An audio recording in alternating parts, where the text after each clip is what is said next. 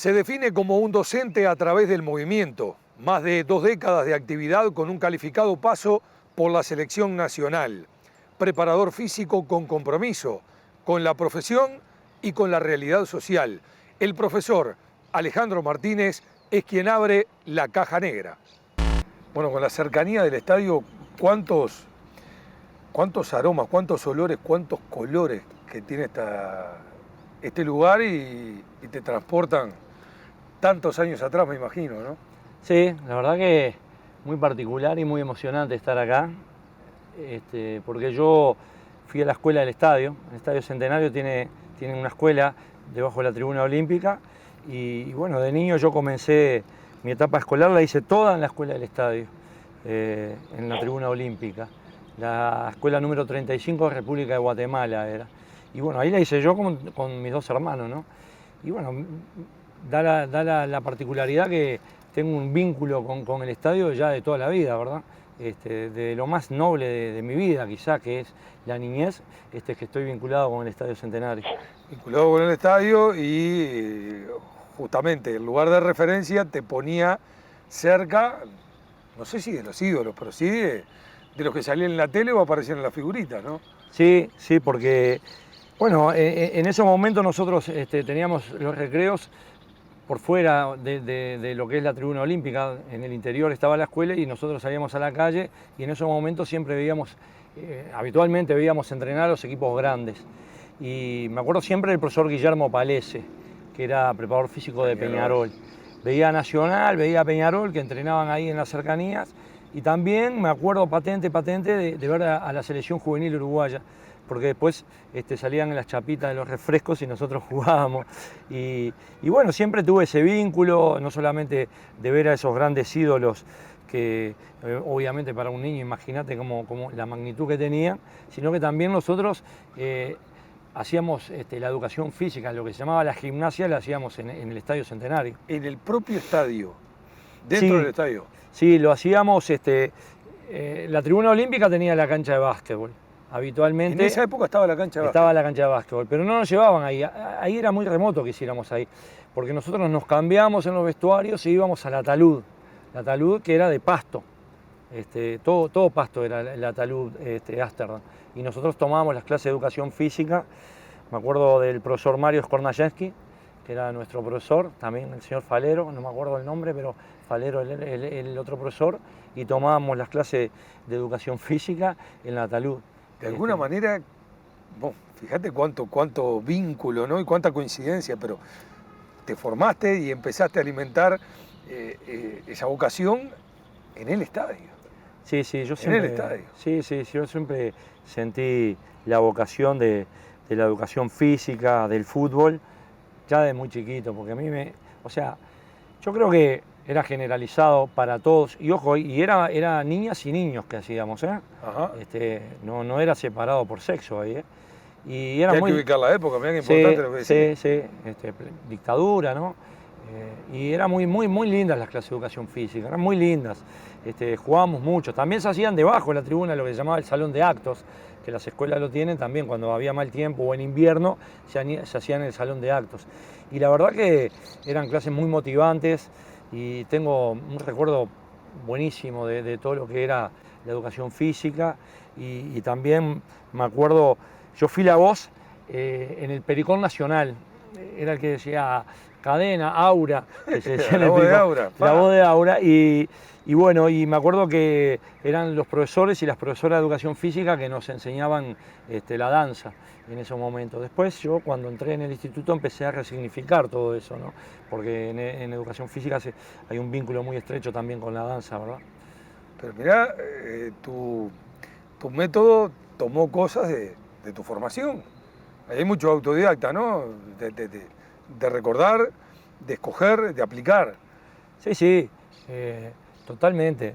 La vocación, tomar muchísimas enseñanzas de esos grandes profesores, la pasión por el movimiento, por la actividad física, también la participación, el significado de una clase de educación física, que después fue desvalorizado un tiempo.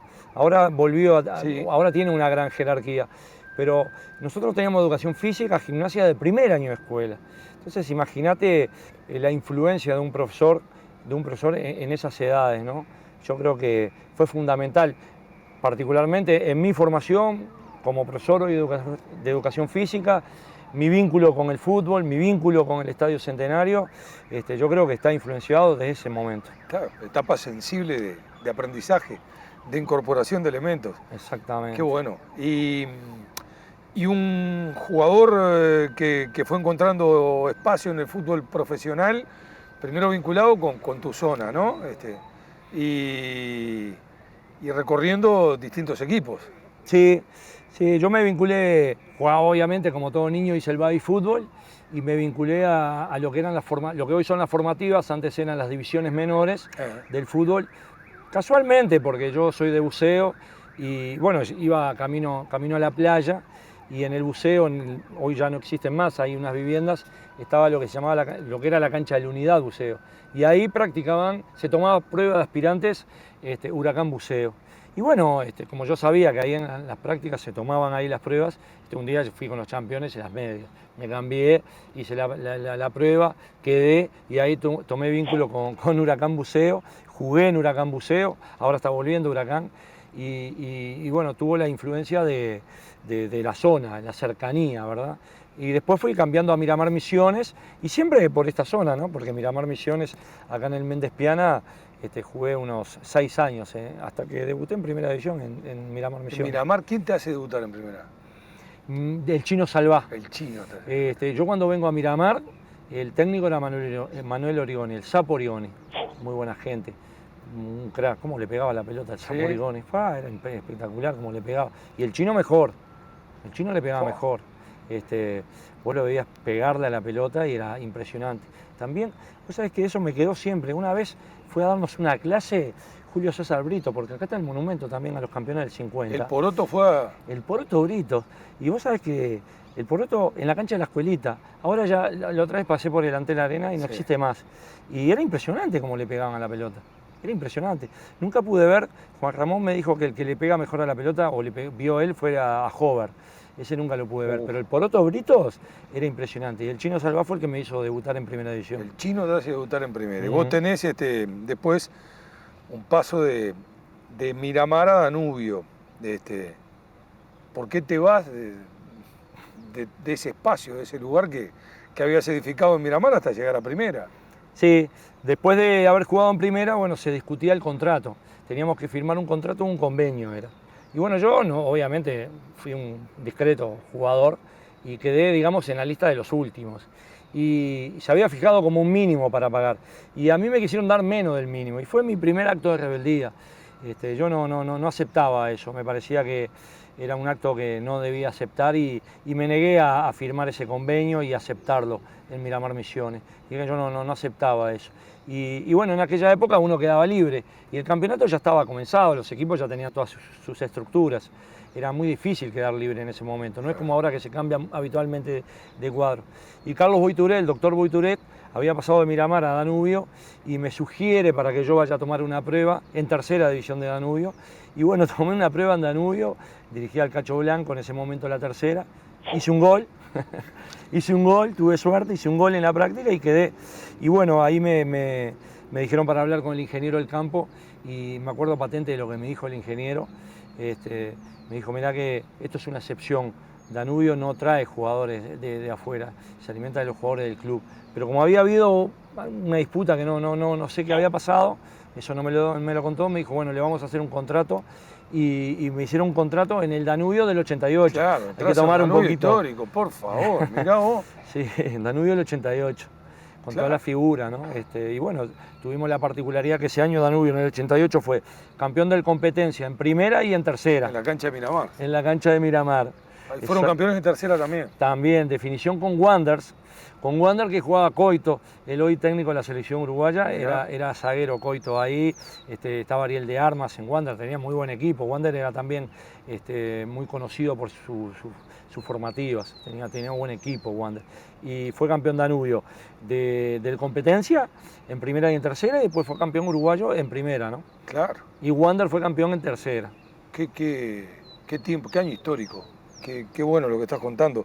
¿Y ese fue tu último año como profesional, jugador profesional?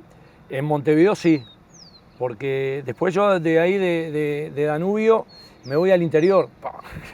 No, qué lindo. Sí, me voy a jugar a La Valleja de Rocha, voy a La Valleja, juego un año en La Valleja, me acuerdo que era el clásico con Palermo de Rocha, que era campeón del interior en ese. Palermo campeón definiendo por penales con Wander de Artigas.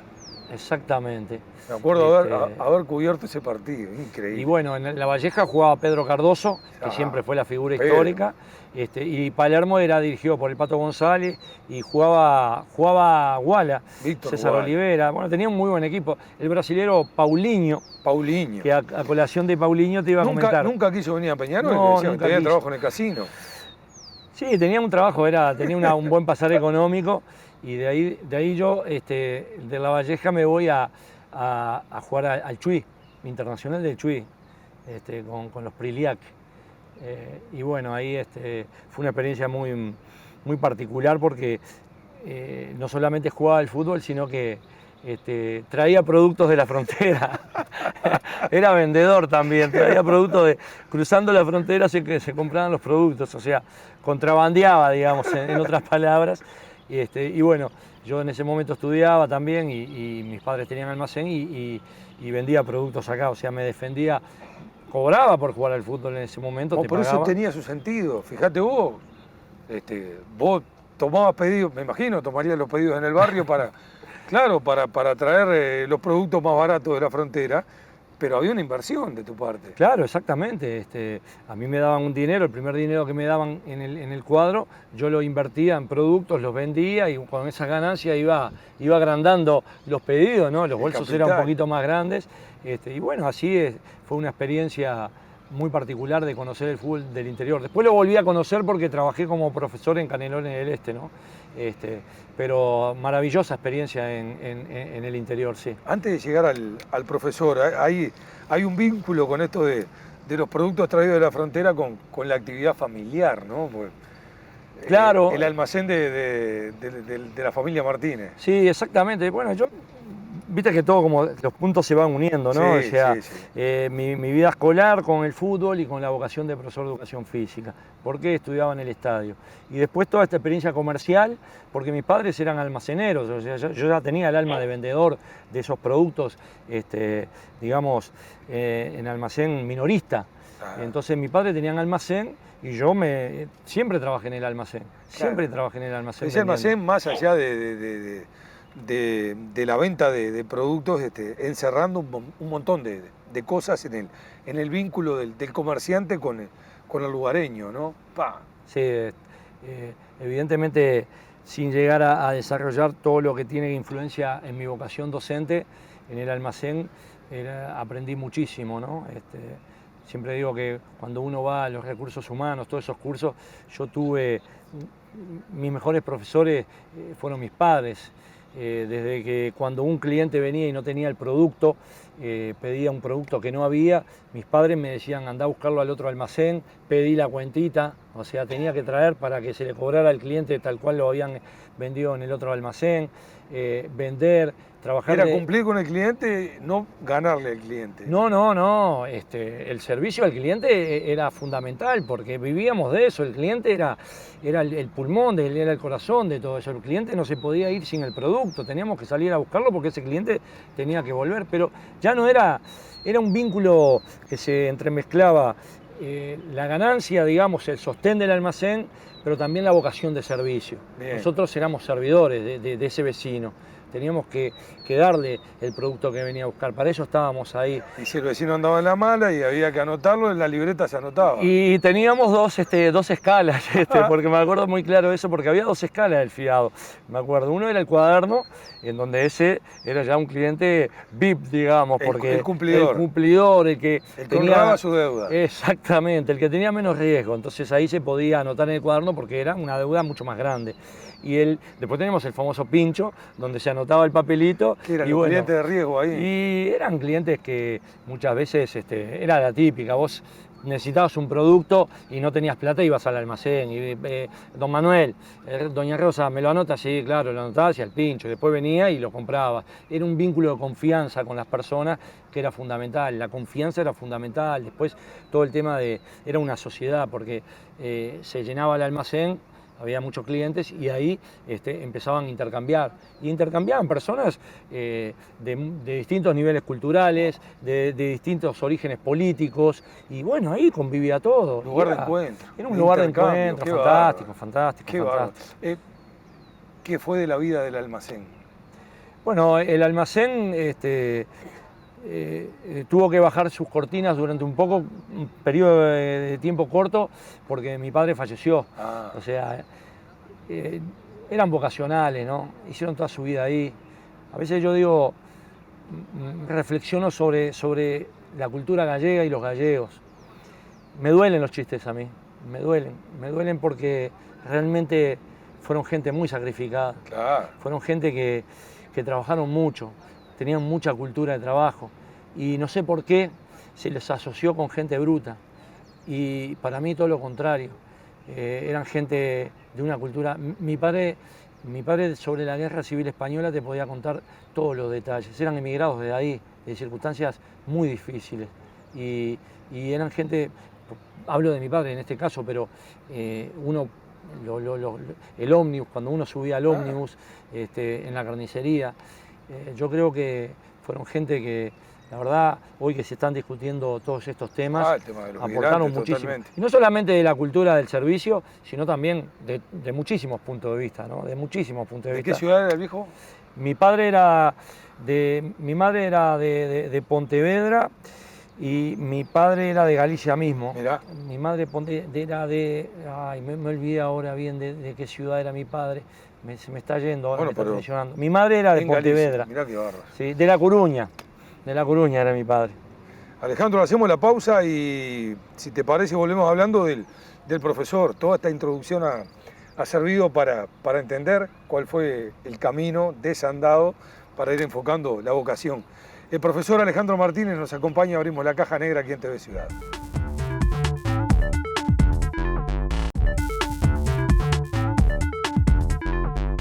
Bueno, para el surgimiento y el primer desarrollo del profesor de educación física, el fútbol universitario fue muy importante, ¿no? Fue fundamental. Yo era estudiante y en ese momento se puso un cartel ahí en educación física que se necesitaba un estudiante para empezar a trabajar en la liga universitaria. Y yo me acuerdo que estaba en las clases y pedí asesoramiento a mi profesor en ese momento, que era un profesor que le tengo mucha estima, que era Marcelo Giaruso. Mirá. Y hablé con Marcelo. Sí, hablé con Marcelo Giaruso, un gran profesor, un tipo fenomenal. Gran golero. Sí, gran golero. Después fui a tomar una prueba de aspirante cuando él trabajaba en Pasaña con Miguel Piazza y no quedé. Sí. Claro. Notable, Giaruso. Sí, notable, me dejó afuera, un visionario. Y comencé trabajando en Arquitectura Juniors. Mirá que bien. Y ahí tomé contacto con la liga universitaria, que bueno, ahora tuvo un desarrollo impresionante. Me acuerdo que entrenábamos acá también, siempre muy cerca, ¿no? Entrenamos acá en el Parque Valle, en Arquitectura Juniors, y después pasé a la Universidad Católica. Y ahí fue que trabajé muchísimos años, casi 10, 11 años, pero comencé en la liga universitaria, sí. El haber sido jugador profesional, ¿te dio un plus? Sí, al comienzo me dio un plus, porque yo desarrollé mucho mi tarea con una técnica que es la demostración. Ajá. O sea, hay varias técnicas como para poder pasar un ejercicio, digamos, ¿verdad? Y yo era muy de demostrar, había tenido la técnica, había jugado, entonces me era muy fácil ejecutar los ejercicios. Entonces eso me ayudó.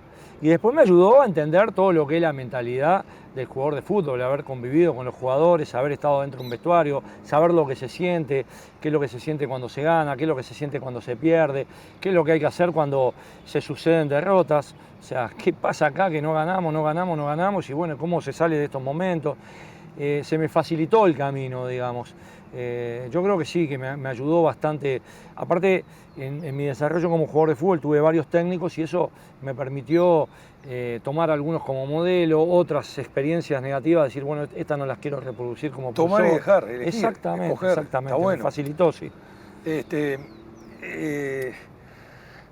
Y a la hora del método, uno de repente analiza y te formaste como profesional de la educación física en años muy especiales, donde de repente la rigidez del método no es la que después en el desarrollo de tu carrera tuviste que aplicar. ¿Cómo te adaptaste?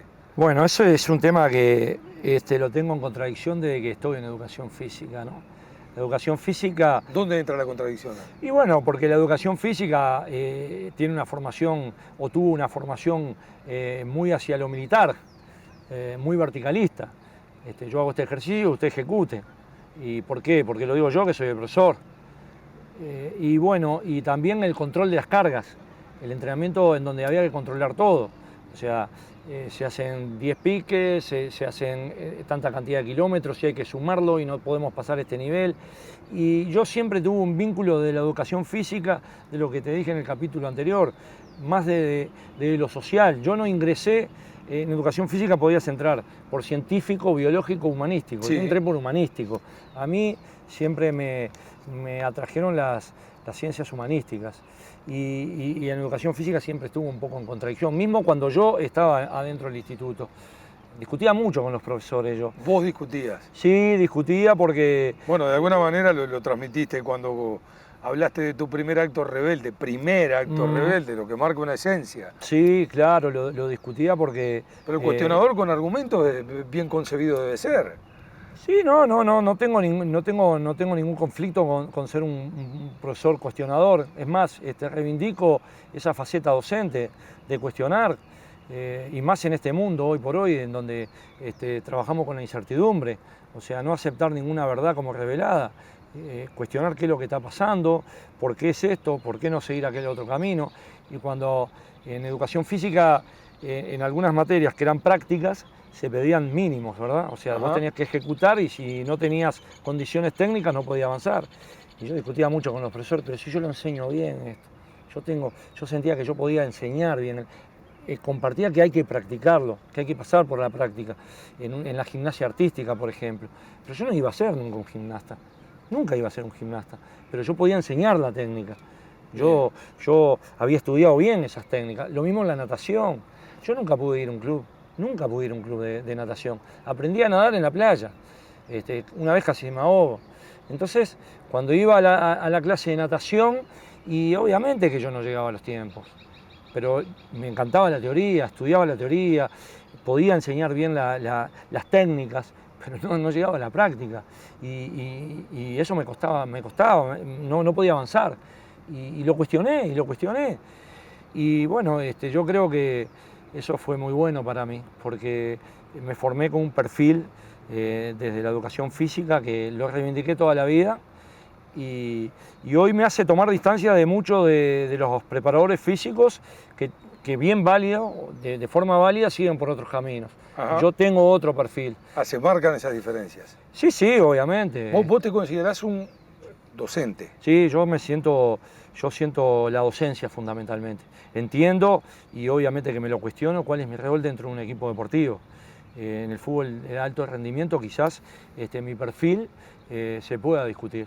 Pero bueno, yo creo que lo del maestro Tavares ha traído mucho material para la reflexión.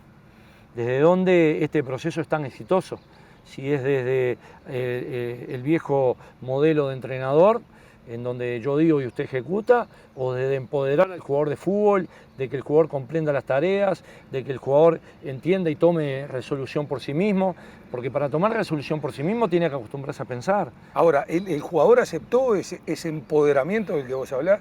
Y el jugador hoy creo que lo está aceptando más por la fuerza de las circunstancias, pero como todo cambio siempre tiene sus resistencias. ¿Y al profesor que viene a bajar línea o a imponer, el jugador se le planta y le cuestiona? sanamente. Sí, no, yo no tengo mayor inconveniente con... ¿O es sumiso aún el jugador? Y el jugador, yo creo que tiene que empezar a cuestionar mucho más su actividad. Yo creo que hoy la está cuestionando y obviamente esto se está moviendo mucho. La otra vez escuchaba a Gallardo hablar de libertad de trabajo. Sí. Entonces, ¿desde dónde surge esa apreciación? ¿Por qué Gallardo hace la diferencia? ¿Por su manera de entrenar o porque ve aspectos más allá de lo que es el fútbol? Y eso se lo transmite un jugador, que es un jugador que interpreta situaciones, reflexiona y después puede manifestarlo dentro del campo de juego. Después hay otro tipo de entrenadores que obviamente... Yo estaba leyendo a Ferguson y él dice que todo lo que pasa en el partido tiene que ser entrenado. Y son escuelas válidas. En el fútbol vale, porque es un juego, es un deporte, es un espectáculo. Se puede aproximar de varios lugares. Pero mi preocupación también siempre estuvo con el que queda fuera del sistema. ¿Qué pasa con ese jugador, con el que no va a triunfar? ¿Qué hacemos con ese jugador? ¿Qué experiencia tiene del fútbol? ¿Qué se lleva del fútbol? El jugador, mi hijo, que fue jugador de fútbol, me dice, yo no llegué. ¿No llegó a dónde? Claro. ¿A dónde tenía que llegar? Pero sin embargo, para mí, lo reflexiono siempre con mi hijo, yo creo que el fútbol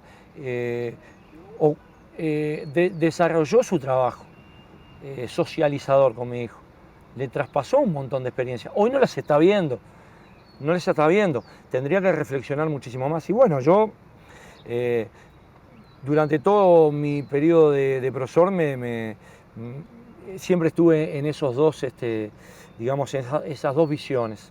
Y hoy con el jugador, yo creo que tiene que empoderarse más, cuestionar más y se va a generar una nueva metodología de entrenamiento. Sí, tiene que ver con el involucramiento. Después está lo otro, ¿no? Si todo eso que te enseñaron hoy alcanza, ¿es suficiente? ¿Únicamente lo que te enseñaron? Bueno, imaginémonos, hagamos este razonamiento.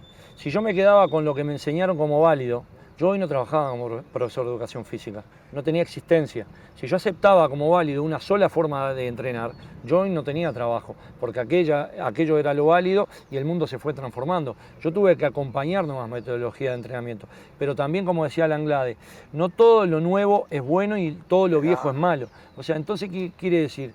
Yo me tengo que aproximar de una visión reflexiva del entrenamiento, porque si no, no estaría trabajando hoy. Y hoy es un mundo de incertidumbre, hoy es un mundo que nos desafía permanentemente. ¿Estás estudiando, por ejemplo? Sí, hoy estoy estudiando en la Universidad de Montevideo, en la Escuela de Negocios, algo que también creo que es fundamental, es el desarrollo del talento. Cómo desarrollamos los grandes talentos, lo que mueven la aguja, qué pasa con las personas que mueven la aguja en las actividades que nosotros desarrollamos. Pero el tema es cómo prepararlos o cómo convivir con ellos. Los dos temas, cómo desarrollar ese talento, pero cómo esa estrella lo une a la constelación, cómo conviven esas dos situaciones. Entonces, yo creo que hay instrumentos como para poder desarrollar ese talento, pero que también tenga que convivir, porque ese talento, si no lo insertamos dentro de una organización, no es un talento en sí. Totalmente. Entonces, pero claro, tenemos que tener instrumentos, porque esto se ha vuelto tan competitivo. Yo creo que el fútbol, aquel viejo fútbol, el del folclore, ya casi que no hay lugar. Me gusta la anécdota, me gusta que me lo digan, pero hoy estamos en la búsqueda del talento, el que hace la diferencia, y esa búsqueda, digamos que, entre comillas, es salvaje.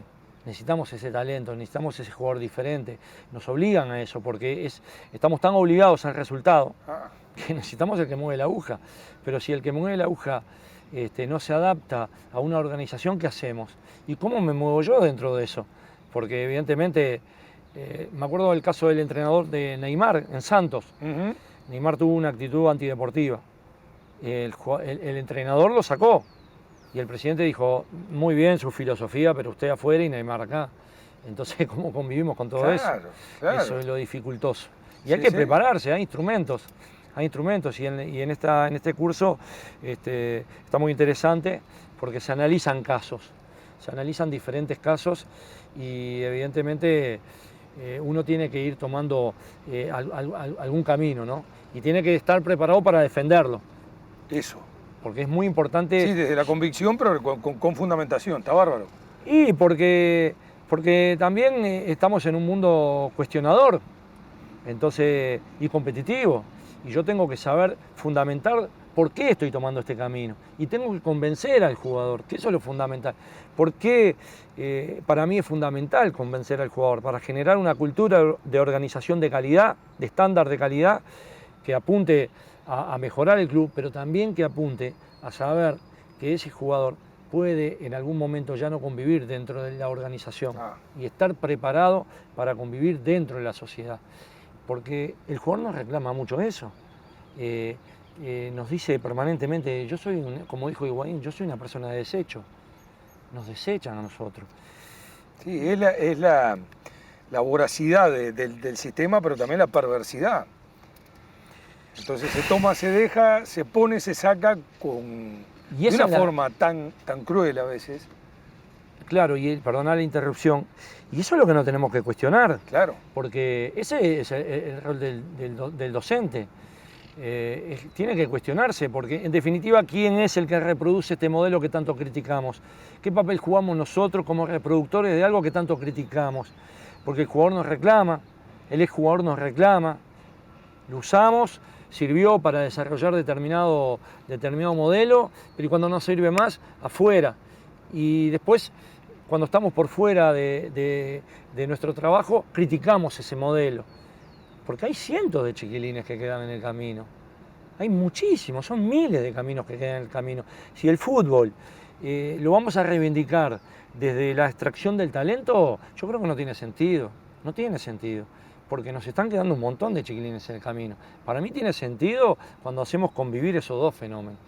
La reivindicación de desarrollar ese talento, pero también de saber que hay gente en el camino que no va a ser un talento, pero que evidentemente tiene que llevarse y apropiarse del fenómeno educativo del fútbol. Tenemos que ir a la tanda. Te propongo ir a la misma compartiéndote este mensaje que te dejaron. Has dicho mucho de tu interpretación de las cosas, de tu método, del camino elegido. Pero los dichos hay que transformarlos en hechos. Y alguien que convivió profesionalmente contigo desde otro lugar, pero en un mismo espacio durante mucho tiempo, habla con la potestad que le da el tiempo de convivencia. Juan Sereta nos dijo acerca del método de profe Martínez y tiene este concepto, esta valoración de tu tarea. Bueno, el profe Martínez tuvo varios periodos en Racing, afortunadamente.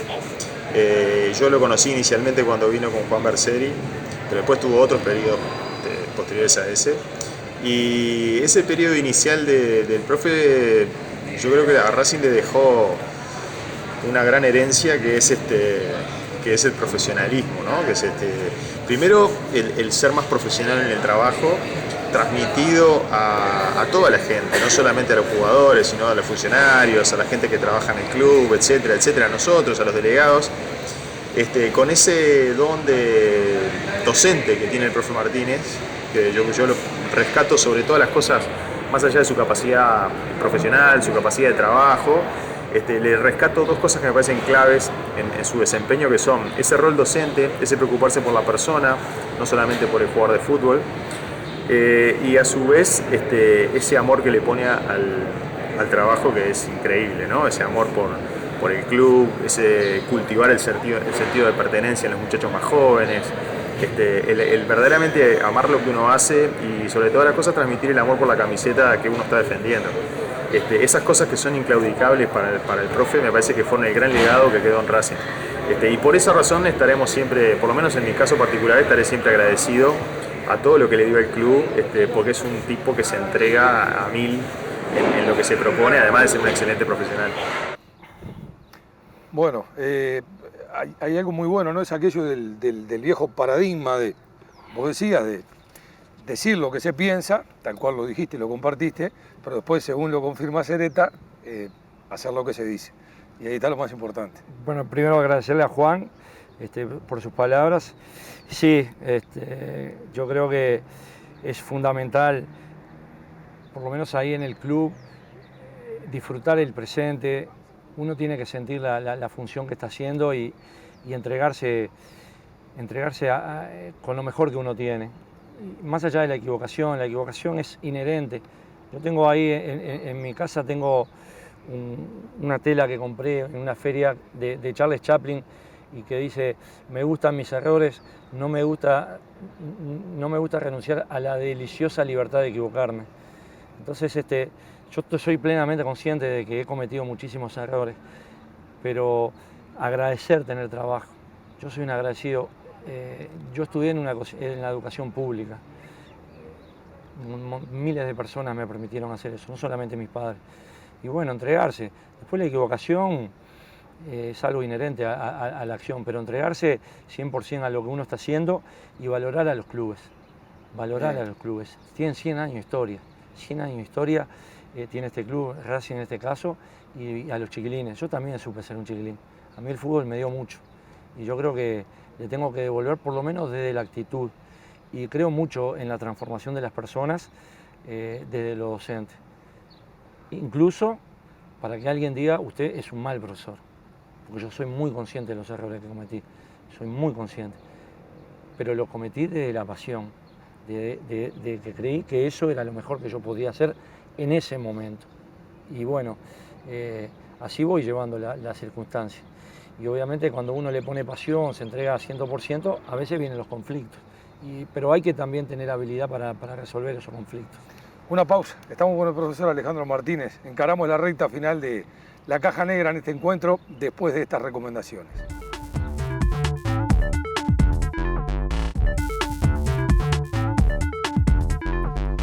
Bueno, ¿cómo se convive con Rivas, con Carrasco en espacios laborales? Bueno, con Julio... ¿Tu primera experiencia en primera? Mi primera experiencia fue con Julio.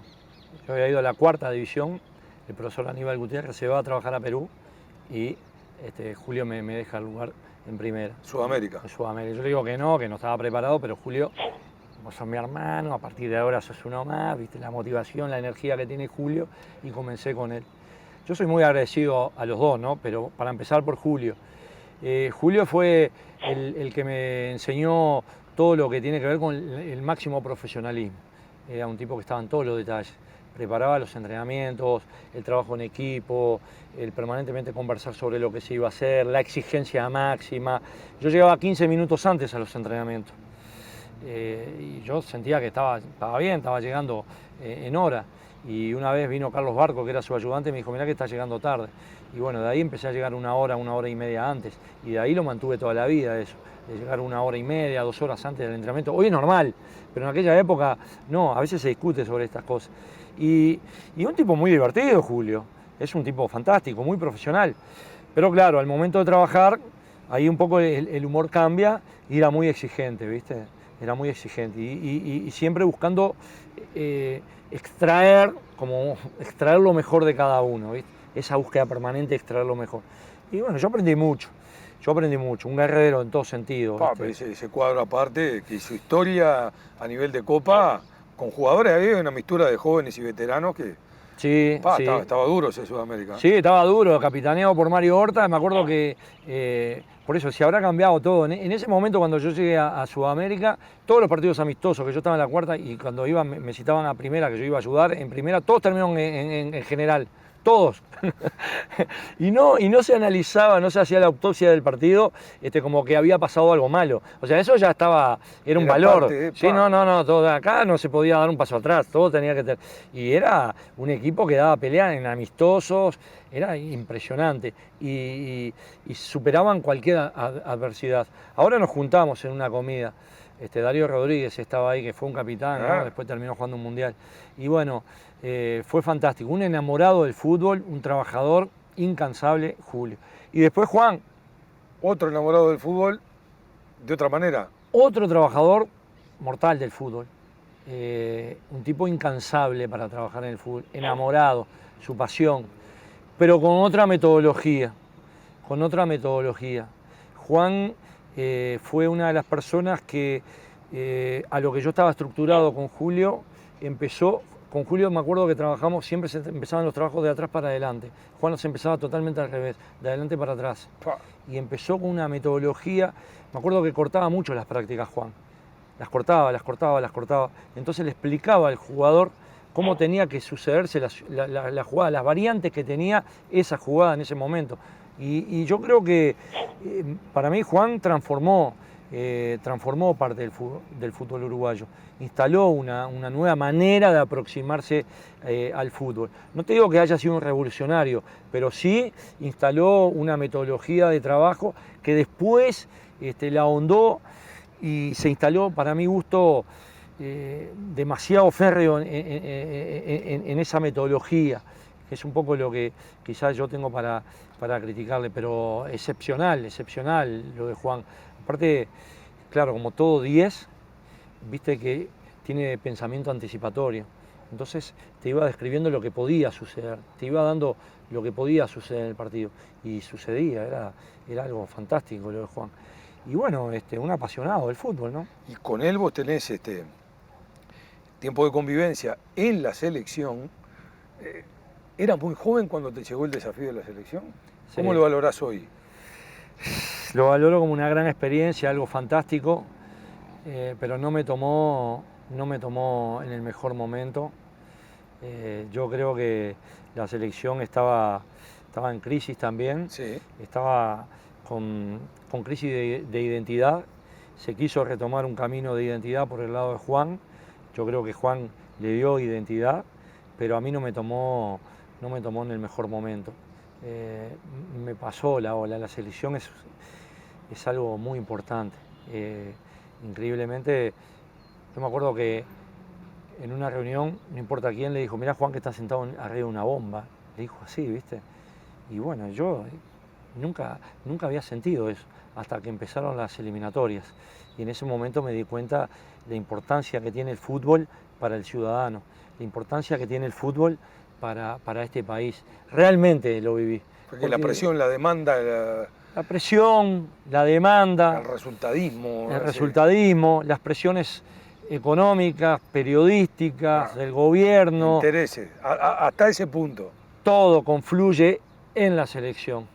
Y hay que estar muy preparado para llegar a ese lugar y saber soportar todas esas presiones. Yo creo que, porque vos estás trabajando con los jugadores de élite también, son los mejores jugadores del mundo. En ese momento estaba Salayeta, Recoba, Forlán, era impresionante. Forlán jugaba en el Manchester, un crack Forlán, ¿no? Un fenómeno, una humildad, Sí. un trabajador. Sí, Forlán, un despegado, sin menospreciar a nadie, ¿no? Pero entonces no me tomó a mí a la altura de las circunstancias. Tengo que ser crítico en eso. Yo creo que hay que ser muy cuidadoso con la elección de quién debe ocupar ese cargo. Yo creo que hoy está muy bien ocupado por el profe José Herrera, ¿no? El recorrido te ha llevado por diferentes lugares, ¿no? Algunos muy lejanos, otros muy exóticos. El tema de Qatar es algo que a mí me interesa mucho. Cómo justamente con toda esta construcción de la valorización de tu profesión, cómo ejercerla, de dónde ejercerla, ir a un lugar tan distante y tan distinto. ¿Cómo te acomodaste? Con costumbres diferentes, con idiomas diferentes. Sí, fue una experiencia impresionante. Obviamente que uno va acompañando lo que quiere el entrenador. Uno se va acomodando, hay un discurso que baja el entrenador. Ahí fuiste con la Riera, ¿no? Sí, fui con Mauricio en ese momento. Pero después, como siempre, yo tengo mi interpretación de las cosas, porque uno llega a un ambiente que culturalmente es totalmente diferente. Entonces hay que interpretar esa realidad, pero sigue siendo fútbol. ¿Qué es lo maravilloso que tiene el fútbol?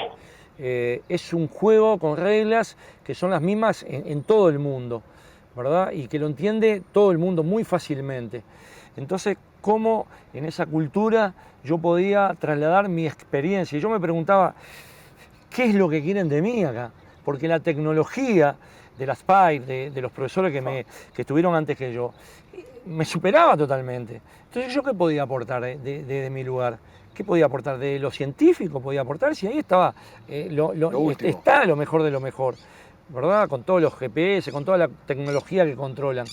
Entonces yo creo que ahí me parece fundamental transmitir lo que es la cultura futbolística sudamericana y uruguaya particularmente. Y ahora, ¿cómo conseguís eso con la barrera del idioma? Que no es un detalle menor. Y sí, el fútbol tiene como dicen los grandes, ¿no? Tiene un lenguaje común, pero también, bueno, ahí entré en conflicto, ¿no? Porque yo quería transmitir la pasión de lo que es ganar, de la búsqueda del resultado, de entregarse al máximo, como disfrutar de ese momento. Y bueno, ahí muchas veces es cumplir con el trabajo e irse, ¿no? Yo le conté cuando un jugador yo estaba muy amargado. Allá no va mucha gente, no es un problema de presión de la gente. No pasaba nada, perdíamos y no pasaba nada, porque no es la presión que se siente en el fútbol sudamericano. Entonces, no había ningún problema. Pero yo tenía una amargura tremenda, no ganábamos en un momento. Y yo estaba amargado y discutía con los jugadores.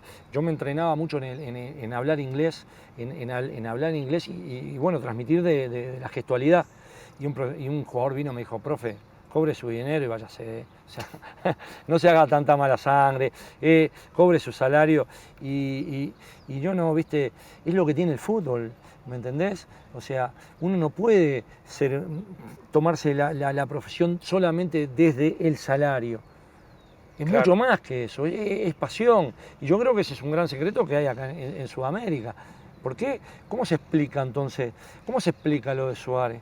¿Cómo se explica el gran triunfo de Sudamérica en el fútbol mundial? Obviamente hoy cada vez más alejado, claro. pero el producto lo siguen viniendo a buscar acá. Sí, eso es real.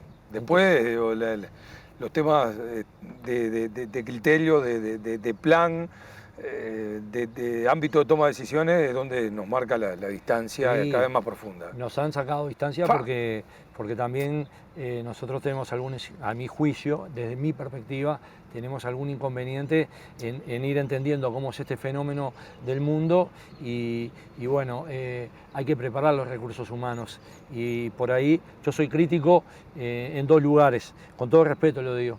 Falta preparación en los dirigentes. A veces los dirigentes dicen, ¿y cuál es nuestro trabajo? Sos el que tomás las decisiones, sos el que decís hacia dónde va el fenómeno este del fútbol.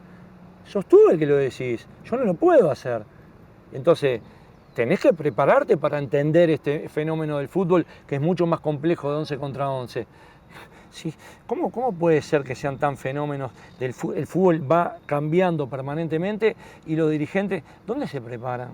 ¿Cuál es la escuela? ¿Dónde están yendo para prepararse y entender cómo se toman las decisiones? Eso es un tema. Y también el periodístico yo creo que también tiene que acompasar todo esto. Tiene que haber... Es un tema de responsabilidad, sin duda. Y porque hay que generar escenario para los cambios. Hay que generar escenarios para que los que toman decisiones puedan cambiar sin caer en la soledad del cambio, en estos conflictos y por ejemplo... En esfuerzos aislados que queden agotados. Exactamente, en Bien. esfuerzos aislados y también en la otra, en que la resistencia va a hacer que vos pierdas el trabajo. Porque no hay escenario para el cambio. Si la gente que toma decisiones entiende este fenómeno, que no es tan fácil entenderlo, va a facilitar muchísimo para cuando vos tengas que tomar una decisión que va siguiendo este fenómeno, no sea tan crítico y no te cueste tanto, ¿verdad? Buen mensaje. ¿Qué fue haber trabajado en Paranaense? Que capaz que nos queda ahí nomás y no tenemos la dimensión de lo que Paranaense es. Y Paranaense fue... para mí, bueno, verdaderamente entender lo que es el siglo XXI, empezar a trabajar en el siglo XXI, trabajar en un club con 11 canchas, donde estaba concentrado todo el club ahí, donde tenía lo que llaman ellos parcerías por todo el Brasil, o sea, sus escuelas de fútbol están esparcidas por todo el Brasil, donde tienen un hotel donde los jugadores vienen a entrenar y pueden concentrar ahí, pueden quedarse ahí, donde desayunan antes del entrenamiento, donde entrenan, donde se pueden quedar, donde tienen un canal de televisión, donde dan clases para asesorarte en todo lo que es el tema de trato con la prensa, donde tienen todo el tema de scouting. Es una organización instalada en el fútbol en el siglo XXI, realmente. Y bueno, y después está el contraste cuando venís acá y te encontrás con realidad. Y cuando venís acá te encontrás de nuevo con una realidad que por momentos, y yo soy muy agradecido, ¿no? De acuerdo. Con una realidad que parece que se quedó quieta, se quedó quieta y vos ves el mundo que está yendo en una velocidad y acá está como estabilizado y tenemos que volver a convencer nuevamente hacia dónde está yendo. Pero a mí lo que me cuestiona más es que los resultados se piden como el siglo XXI, pero estas cosas no están yendo como el siglo XXI. Entonces, eso evidentemente nos genera un conflicto a los que estamos en cargos medios, porque también en Brasil tienen ese problema de la durabilidad de los entrenadores y los cuerpos técnicos, ¿no? Ese resultado lo queremos ya, y si no aparece, cambiamos, y si no aparece, cambiamos, y si no aparece, cambiamos. Y bueno, yo creo que... La regla del sistema te asfixian y no es sencillo, ¿no? Pero... Bueno, pero no han seguido a los dos clubes. Digo, hay clubes que han clubes y la selección nos está mostrando que hay un camino bien clarito, como son las cosas. Clarísimo. Yo creo que hay resultados que es mentira que no se pueda hacer, porque particularmente soy admirador del proceso Tavares porque lo confirmó que pueden convivir perfectamente el resultado con un fenómeno educativo y con cosas tan simples como las cuenta él, que te dice, acá todas las personas que entran dicen buen día, y eso no se precisa demasiado para decir buen día, simplemente hay que transmitirlo. Después hay que acompañar permanentemente con la tecnología, y él dice, cuando dice, y yo pretendo que cada vez que lleguen los jugadores se encuentren con algo nuevo. Entonces es una renovación permanente y es admirable. A veces dicen, no, está veterano, dicen. Yo creo que Tavares es una persona joven, se renueva permanentemente, está renovándose permanentemente. Y eso es lo que lo tiene en el cargo. Y los jugadores, que lo más importante, lo validan. Y después el otro caso para mí era Ferguson, ¿no? Tuvo 20 años, ¿cómo hace una persona? Y está renovándose permanentemente. Bueno, que sea por muchos años más, que no pare, que no cese el goteo. Ya tendremos oportunidad de un nuevo encuentro y otra charla. Ha sido un gusto. Ha sido un gusto, bueno, encontrarnos como tantas veces, ¿no? Ya contaremos algún día de tiempo y espacio compartido cuando éramos más gurises, pero bueno, por ahí nos llevó el camino. El Liceo Yaba. El Liceo Yaba, qué barbaridad. Vamos arriba, Alejandro, un gustazo. No, el gusto te iba a decir cabeza, pero no me animé. No, cómo no. El profesor Alejandro Martínez nos acompañó, ha sido un gusto escucharlo y compartir. La semana próxima nos reencontramos aquí en TV Ciudad abriendo la caja negra.